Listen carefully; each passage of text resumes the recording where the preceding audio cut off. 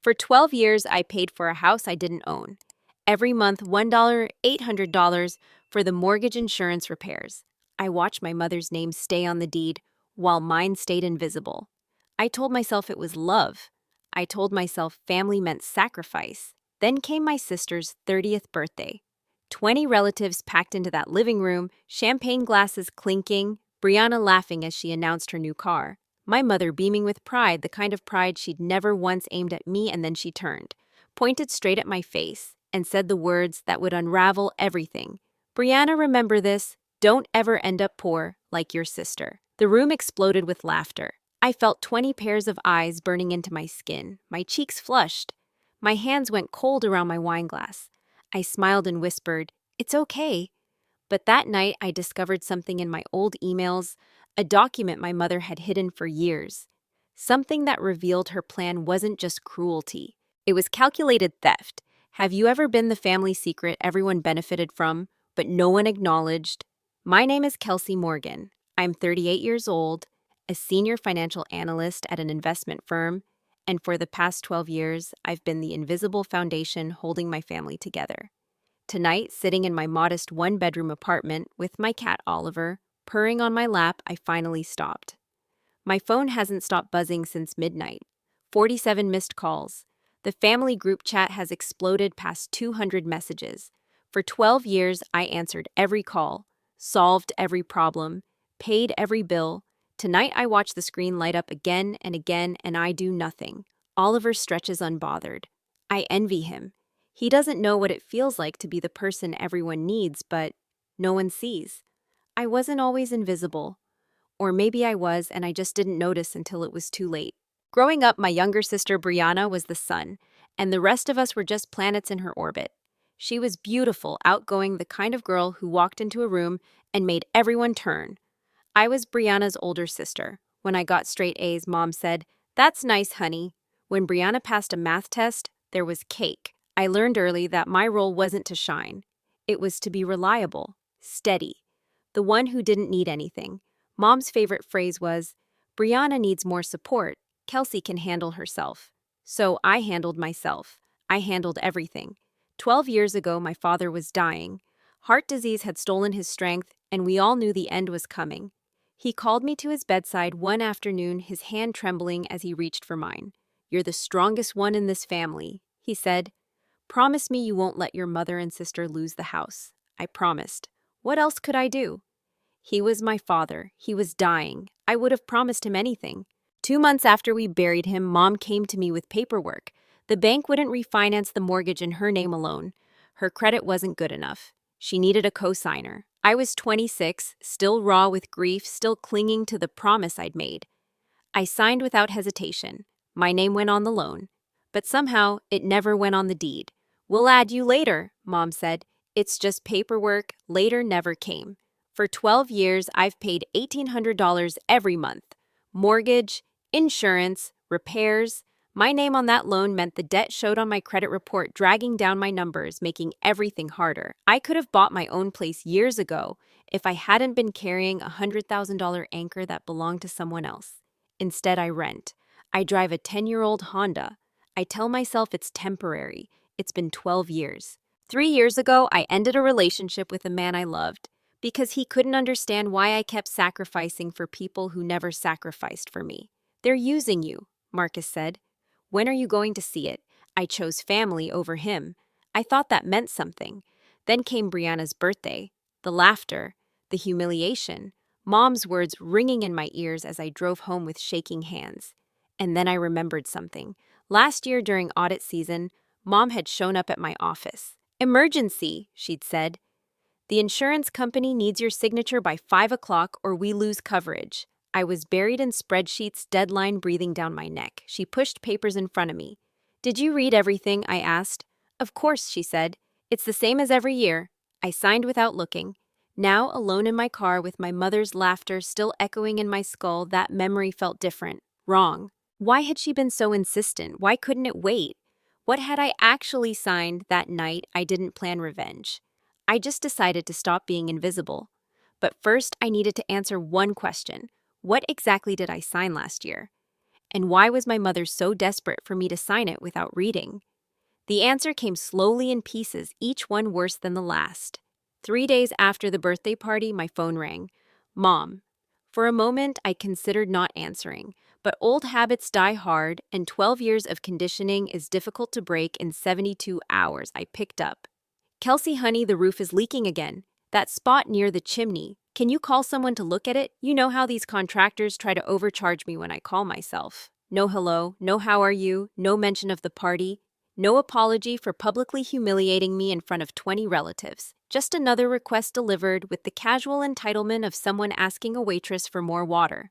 Also, she continued before I could respond, Brianna found the perfect car. A little SUV, very safe. She needs help with the down payment, maybe 3,000 maybe. You know she's not as established as you are yet. I listened to my mother ask me for money 3 days after telling a room full of people that I was poor. The irony should have been funny. It wasn't. I realized something in that moment that I should have understood years ago. To my family, I wasn't a person.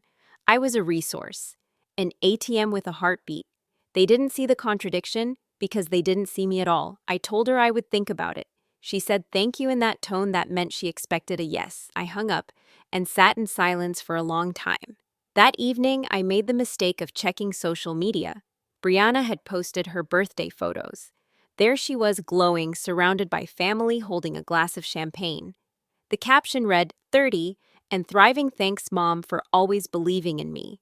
Some people work their whole lives and never figure it out. The comments made it worse. Cousin Jake wrote, not like your sister, lol. Aunt Susan, the woman who had laughed loudest at my humiliation, commented, you've always been the smart one. And there, underneath it all, was my mother's response. A single red heart. I screenshot everything. I didn't know yet what I would do with the evidence, but something told me to save it. Something told me I might need proof that this wasn't all in my head, that the cruelty wasn't imagined, that I wasn't being too sensitive, as mom always said, whenever I tried to express hurt. The next few days, I started gathering documents, bank statements, payment records, anything that showed what I had contributed over the past 12 years. I wanted to understand my position clearly before I made any decisions, and that's when I found it.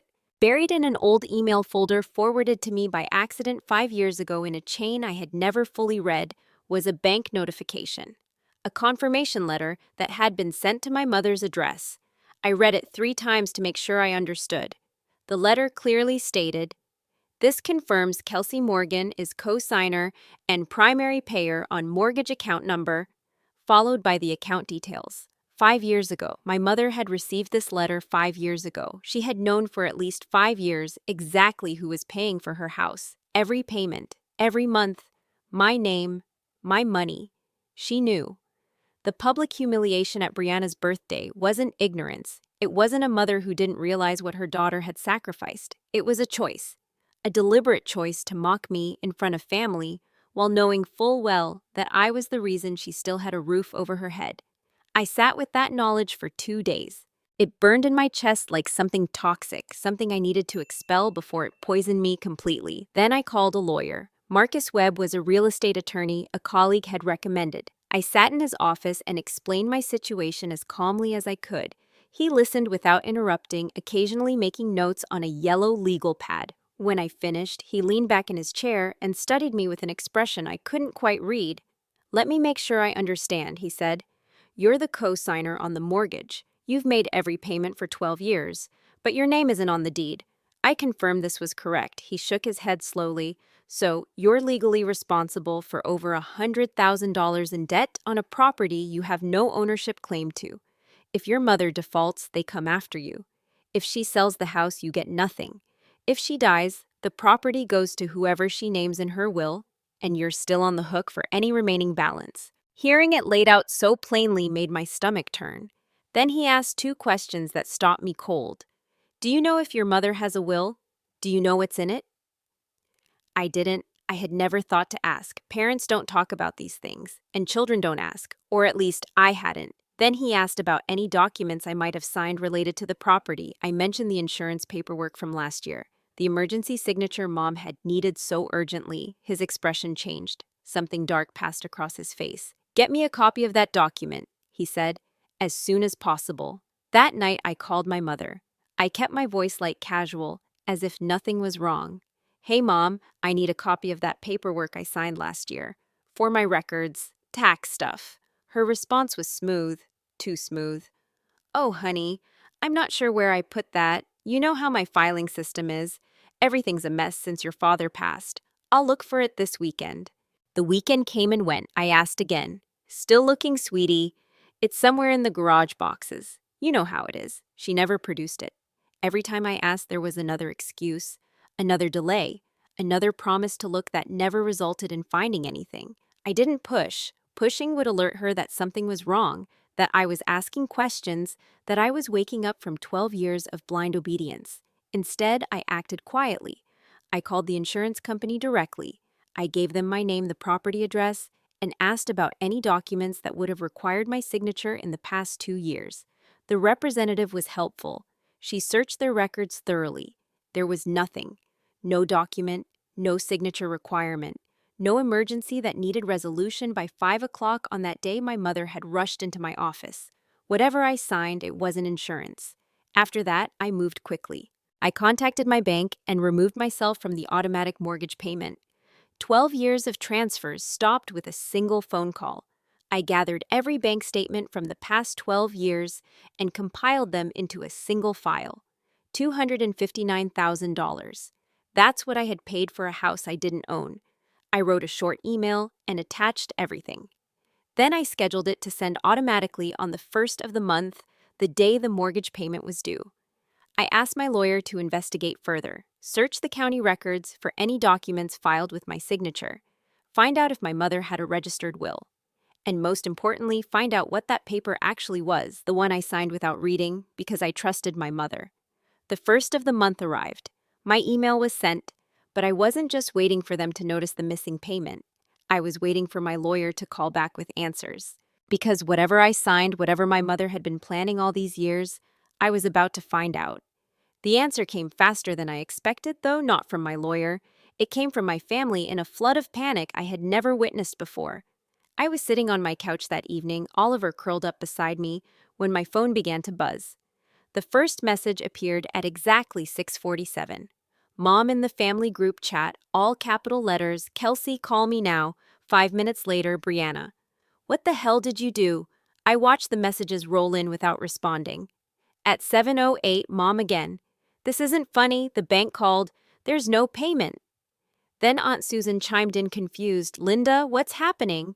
By 7:31, Mom's messages had turned desperate. Kelsey, I swear to God if you don't answer. And at 7:45, Brianna tried guilt. Mom is having a panic attack. Are you happy now? I read every message.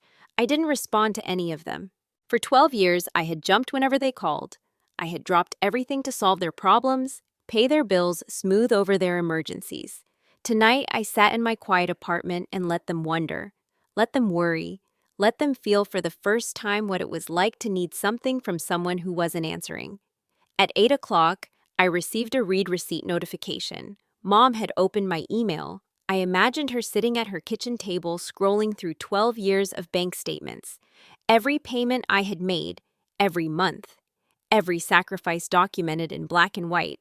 At the bottom, she would find the summary I had compiled, $259,200.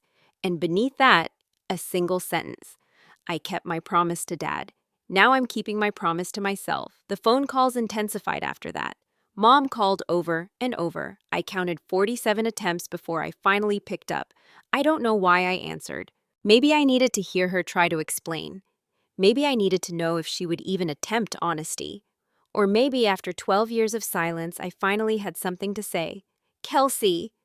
Mom's voice was a mixture of tears and fury. What is this? What are you trying to prove? You want us homeless after everything I've done for you.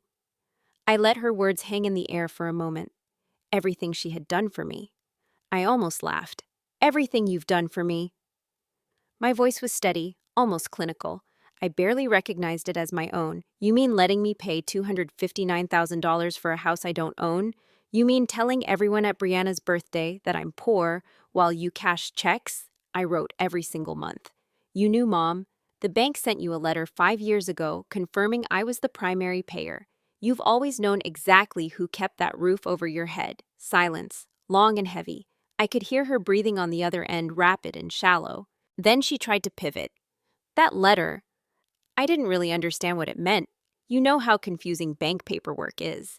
And you offered to help, you wanted to help? I never forced you to do anything. I wanted to help the family, I said. I didn't want to be erased from it. There's a difference. And since we're being honest now, tell me about the document I signed last year, the one you said was insurance, the one you needed so urgently that you came to my office during the busiest week of my year and insisted I sign it without reading. More silence. I could almost hear her mind racing, searching for another excuse, another deflection. Then a new voice came on the line. Brianna, she must have grabbed the phone from Mom. Her tone was panicked, trying to sound reasonable, trying to de-escalate. Kelsey, listen, just help us get through this month, okay? We can figure everything else out later. It doesn't even matter anyway because the house is coming to me when Mom dies. She promised. It's already in the will. So just help us now, and we'll work out the details after. I felt something shift inside me, a cold clarity replacing whatever heat had been building. Say that again. Brianna didn't understand. She kept talking, not realizing what she had just revealed. The will. Mom made a will like 3 years ago. The house goes to me. She said you'd be fine because you're always fine. You don't need it like I do. You've always been able to take care of yourself. I processed her words slowly. 3 years ago. Mom had made a will 3 years ago, leaving everything to Brianna. While I was still paying, while I was still sacrificing, while I was still believing that family meant something. And the document I signed? My voice was quiet now. Dangerously quiet. Did you know about that too? Silence on the other end. The kind of silence that answers questions all by itself. Then Brianna spoke again, softer this time. Mom said it was just making things official, so you couldn't change your mind later. About helping. She said it was protection. For the family. The complete picture assembled itself in my mind with terrible clarity. Mom had created a will leaving everything to Brianna. The house. The only asset of real value. But she had a problem. I was co-signer on the mortgage. I had been paying for years. If I ever decided to make a claim to demand my name on the deed to ask for what I was owed, it could complicate things. So she needed me to sign something. Something that would remove any legal standing I might have. Something that would ensure I could never change my mind, never ask questions, never demand my share. And the public humiliation that wasn't random cruelty. That was strategy. Keep Kelsey feeling small. Keep her feeling like the failure of the family. Make sure she never gets confident enough to question anything. Make sure she stays grateful just to be tolerated. I had been paying for a house that was already promised to someone else. I had been tricked into signing away any claim I might have had. And the people I had sacrificed everything for had planned it all along. You both knew. My voice was ice. Mom planned it. You knew about it. And neither of you said a word while I paid for 12 years, while I gave up relationships, while I put my own life on hold. You watched me sacrifice everything, and you were already dividing up what I paid for. Brianna started to say something. An excuse, an apology. I didn't let her finish. I want you to understand something, I said. This isn't revenge. I'm not trying to hurt you. I'm not trying to prove anything. This is just me stopping. I'm done being the person who gives everything to people who plan to give me nothing. Find another way to pay the mortgage. Sell something. Get jobs. Figure it out the way I've been figuring it out for 12 years. But don't call me. Don't text me. Don't ask me for anything. We're done. I hung up before either of them could respond. Then I turned off my phone completely. The silence that followed was profound. Oliver climbed into my lap and I stroked his fur, automatically staring at nothing. I expected to feel angry, or sad, or vindicated, but I didn't feel any of those things. For the first time in 12 years, I felt free. The weight I had been carrying, the weight I hadn't even fully recognized until I put it down, was gone. Whatever happened next, I would face it standing straight. The next morning, my lawyer called. He had found everything. The will registered 3 years ago, the deed records showing my name had never been added despite promises. And the document I had signed without reading, the one my mother told me, was insurance. What I learned next was worse than I could have imagined. Because my mother hadn't just hidden the truth. She had built a trap, and I had walked right into it. The trap was worse than I imagined. I sat in my lawyer's office the next morning, and Marcus Webb laid out everything he had found. His voice was calm, professional, but I could see something like anger flickering behind his eyes as he explained what my mother had done. The will was registered 3 years ago. Everything went to Brianna. The house, any savings, all of it. My name wasn't mentioned once, not even a token gesture, not even a sentence acknowledging that I existed. As far as my mother's legal documents were concerned, she had only one daughter, but that wasn't the worst part. Marcus slid a copy of the document across his desk. The one I had signed last year, the one my mother told me was insurance paperwork. I looked at the title and felt my stomach drop. Gift acknowledgement and waiver of claims. I read through the legal language slowly, and with each sentence the full scope of my mother's plan became clearer. By signing that document, I had declared that every mortgage payment I ever made was a voluntary gift. I had waived any right to claim ownership of the property. I had waived any right to equity. I had waived any right to reimbursement, ever, for anything. $259,000 signed away with a few strokes of a pen because I trusted my mother when she said it was routine. Marcus leaned forward. Your mother planned this carefully. She got you on the loan so she could keep the house after your father died. She kept you off the deed so you would have no ownership. She had you sign away any legal claim you might ever make. And she created a will, ensuring Brianna gets everything. He paused. You were supposed to pay for the house, protect it, maintain it for decades, and then walk away with nothing when she dies. That was always the plan. I sat in silence for a long moment. Then I asked the only question that mattered. Is this legal? Morally, it's theft, Marcus said. Legally, it's complicated. You signed voluntarily. You weren't under obvious duress. He paused. But there are options. The document was obtained through misrepresentation. She told you it was insurance paperwork when it was something else entirely. That's fraud. We could challenge the waiver in court. We could also pursue an unjust enrichment claim for the full amount you paid. Options. After 12 years of having no options, I suddenly had several, but I needed time to think.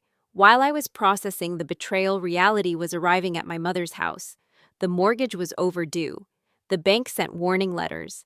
For the first time in 12 years, there was no payment appearing magically in their account. Mom had to sell the Toyota she bought 2 years ago, the nice car she had purchased with money I had given her for Brianna's expenses. Brianna canceled her planned vacation. They called relatives asking for help for loans for anything. No one had $1,800 to spare on short notice. For the first time, they felt the weight I had carried alone for over a decade. Then came the social consequences. Aunt Susan called me about a week later. Her voice was shaking. I saw the email you sent your mother. She forwarded it to me, trying to get me on her side, trying to make you look like the villain. Susan paused. Kelsey, I had no idea. I laughed at that party because I believed what Linda told us. She said you had money problems, that you were always struggling, that you made bad decisions. I didn't know you were the one paying for everything.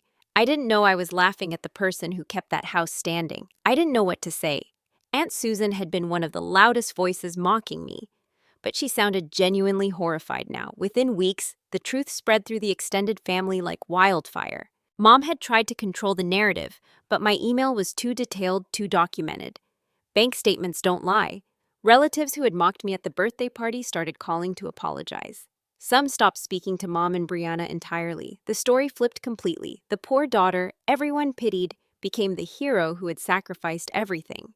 The proud mother who raised a success story became the fraud who exploited her own child. When Mom tried to tell her version of events, no one believed her anymore. Her reputation was destroyed. A few weeks later, Aunt Susan asked to meet me for coffee. She didn't come to defend my mother. She came to explain her. When we were young, Susan said, stirring her cup slowly, your mother was the one who sacrificed. She was the eldest, just like you. She worked 2 jobs to put your uncles and me through school. She gave up a college scholarship because the family needed her income. She was the strong one, the reliable one, the one everyone depended on. Susan looked up at me, just like you. I listened without interrupting. When our mother died, our brothers took everything. The house, the savings, all of it. They said Linda didn't need it because she was already working, already stable. She was left with nothing after giving everything. 40 years ago, your mother was exactly where you are now. Susan's voice caught. I think that broke something in her. She swore Brianna would never go through what she went through. She convinced herself that Brianna was fragile, that Brianna needed protection. And she convinced herself that you were like her, strong, capable, that you didn't need anything because you could always take care of yourself. Susan wiped her eyes. She doesn't see what she did to you as betrayal. In her mind, she was protecting her weaker daughter from the fate she suffered. I thought about that for days. My mother was once a victim, someone who gave everything and received nothing, someone whose family took advantage of her strength and then discarded her, just like me. But I saw the difference clearly. Millions of people are hurt and don't turn around to hurt their own children. Mom had 40 years to heal. She had me willing to love her, willing to help, willing to be family. She could have told me the truth. She could have treated me as an equal. She could have asked instead of manipulated. She could have broken the cycle. Instead, she recreated it. She made me into what she once was. And then she planned to do to me exactly what was done to her. That wasn't trauma. That was a choice. My lawyer asked what I wanted to do. I could sue, challenge the waiver, pursue the full $259,000. I considered it. Then I made my decision. I'm not going to spend years in court fighting my mother for money. That's not what I need. I paused. But I'm not going to let her face no consequences either. We settled on a middle path. Marcus sent a formal legal letter demanding the waiver be voided due to fraudulent misrepresentation. If Mom refused, I would file suit and make everything public. Not just to family, but to the courts. 3 weeks later, she signed. The waiver was voided. My rights were restored. I didn't demand immediate repayment, but I made her sign a new document acknowledging that I had paid $259,000 and had the right to pursue reimbursement at any time in the future. A sword hanging over her head. Forever. After that, Mom and Brianna had to restructure everything. Brianna co-signed the new mortgage. For the first time in her life, she was legally responsible for the house. They both took on extra work. They sold things. They struggled. 2 months later, Brianna texted me. I got a part-time job at a coffee shop. I know that doesn't fix anything, but I wanted you to know I'm trying to understand what you went through. Paying bills when no one thanks you. Carrying something alone. It's hard. I don't know how you did it for 12 years. I didn't respond immediately, but I didn't delete the message either. 6 months later, I stood outside a small house with a key in my hand. For the first time in my life, I owned something that was mine, only mine, and the first person I called wasn't Mom. It wasn't Brianna, it was the one person who had seen me clearly all along. That person was Gina, my best friend since college, the woman who had watched me sacrifice for 12 years and never stopped telling me I deserved better. The one who held me when my relationship with Marcus ended because I chose family over love. The one who bit her tongue at every holiday when I made excuses for my mother and sister. Gina had seen me clearly when I couldn't see myself, and she had waited patiently for me to open my eyes. I called her from the driveway of my new townhouse, keys still in my hand, tears already streaming down my face. I did it, I said. I bought a house. My name, just my name, on the deed and the mortgage. She screamed so loud I had to hold the phone away from my ear. I'm on my way, she said. Don't you dare go inside without me. The townhouse was small. 2 bedrooms, a tiny backyard where Oliver could watch birds through the window, a kitchen that needed updating, and floors that creaked in all the wrong place. It cost $315,000. Every penny was mine. For the first time in 38 years, I owned something.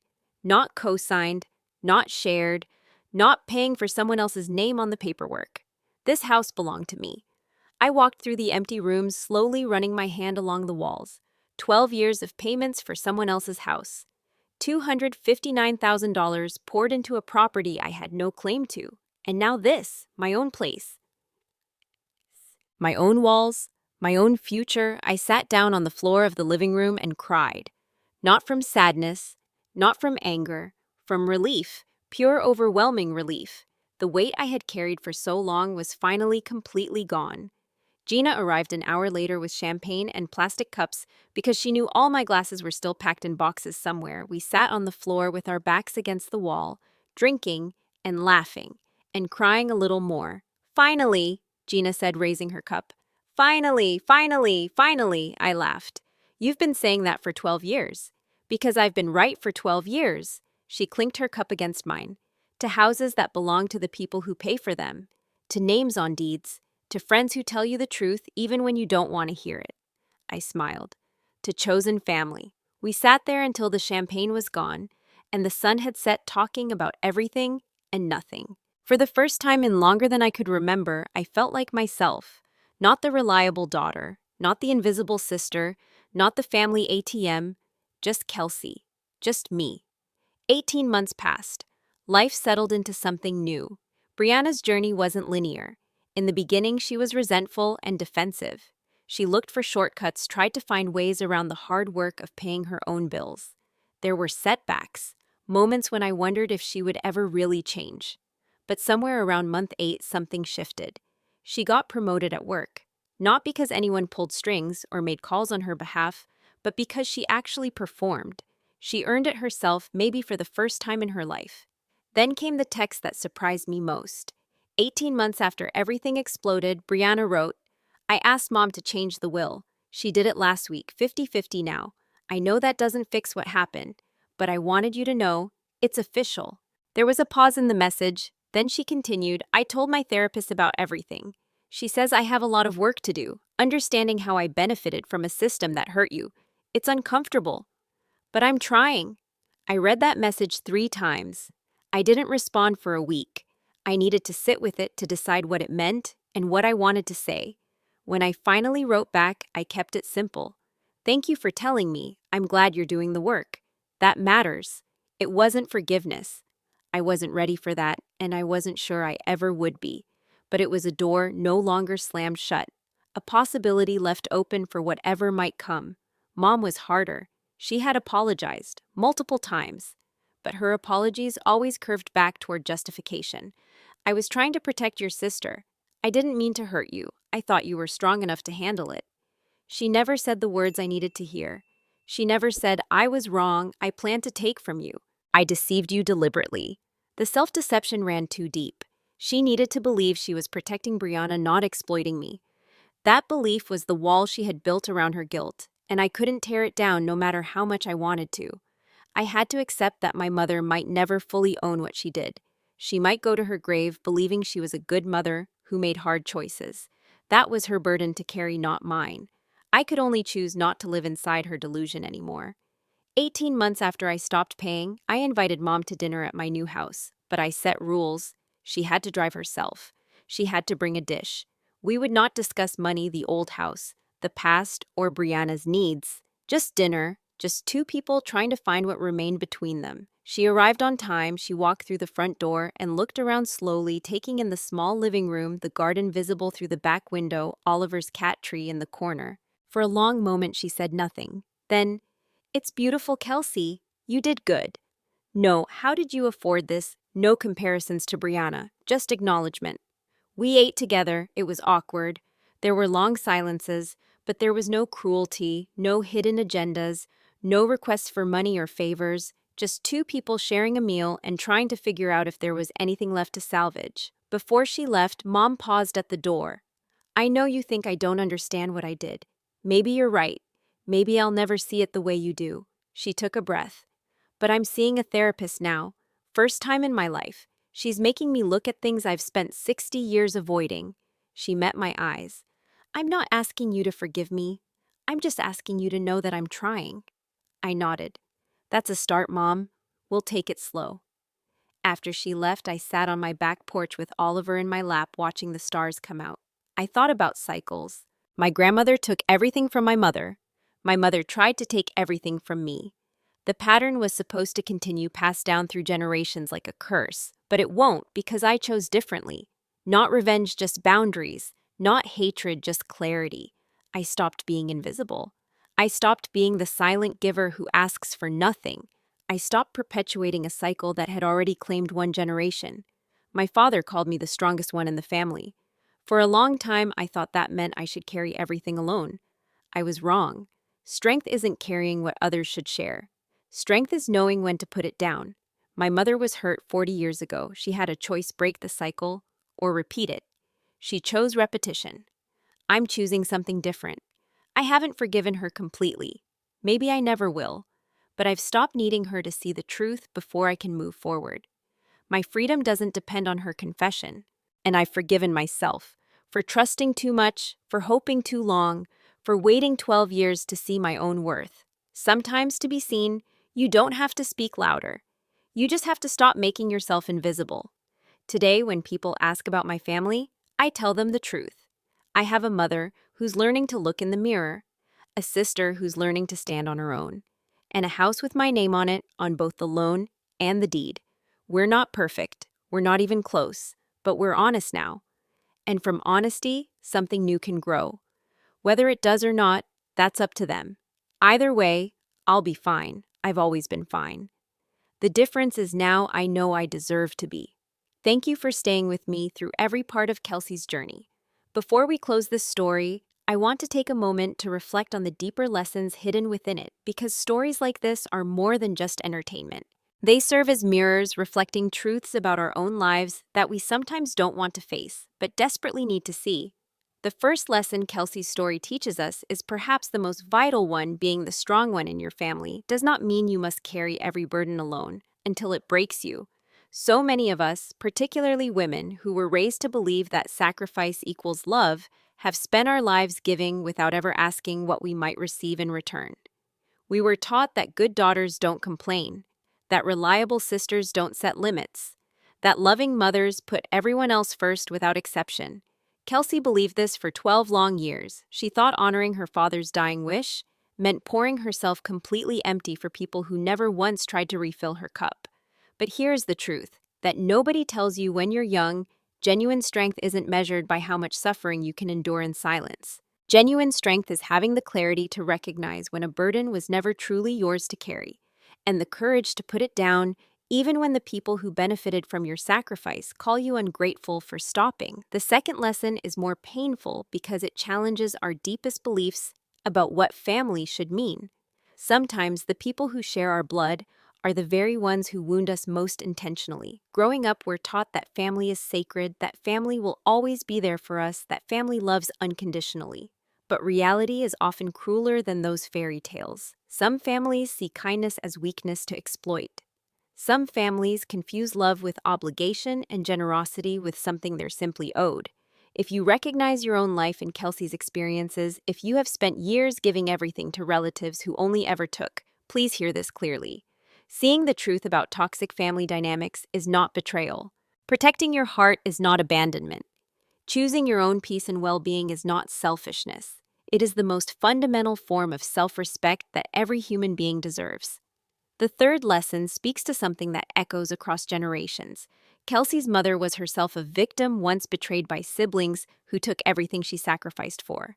But instead of healing that deep wound, Linda allowed bitterness to transform her into the very monster that had hurt her.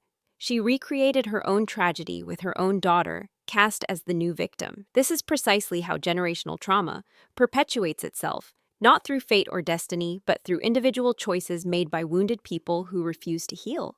Everyone who has ever been hurt faces this same crossroads. We can pass our pain forward like an inheritance of suffering, or we can be the brave soul who finally declares that the cycle ends here. Kelsey made that courageous choice. That same choice remains available to each of us. The final lesson is beautifully simple. You are worthy of being truly seen, not for your productivity or usefulness, not for your endless reliability, not for how much you sacrifice while asking nothing in return. You deserve love and recognition simply because you exist and you matter. I want to hear your voice now. Has Kelsey's story awakened memories of your own experiences? Have you ever been the invisible family member holding everything together? Share your story in the comments below, because your words might be exactly what another viewer needs to hear today. If this video touched your heart, please subscribe to our channel and activate the notification bell so you never miss our weekly stories. Give this video a thumbs up and share it with someone who needs this message. Thank you for watching. Take gentle care of yourself. And always remember, you deserve love not for what you give, but for who you are.